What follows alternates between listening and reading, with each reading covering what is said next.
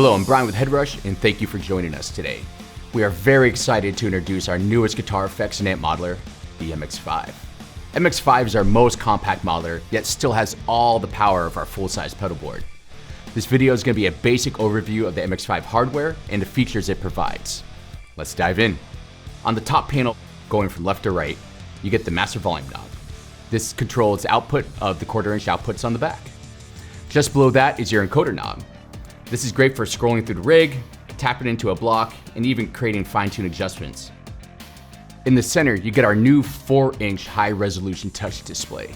This has all the same flexibility and accuracy as our 7-inch display that is on our gig board and pedal board, just scaled down to fit perfectly on the MX5. To the right of the display is the built-in expression pedal. This also has the exact same functionality as the bigger pedal board.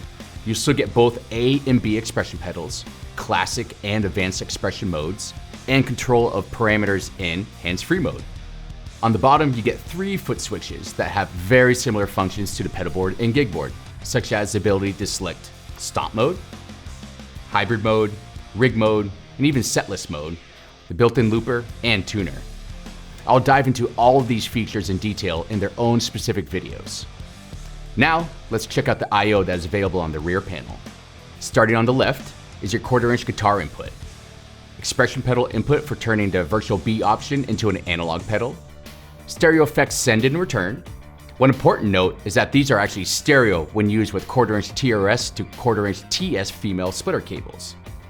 Here's an example of a cable that would turn this into the stereo option. Next to the stereo effects loop is the stereo TRS main outputs. These 1/4 inch outputs can be set to amp or line level in the global settings. To the right are the headphone output and the aux input, which is great for connecting a smartphone for backing tracks, metronome, or any other audio playback devices. The next two 1/8 connections are your MIDI in and out.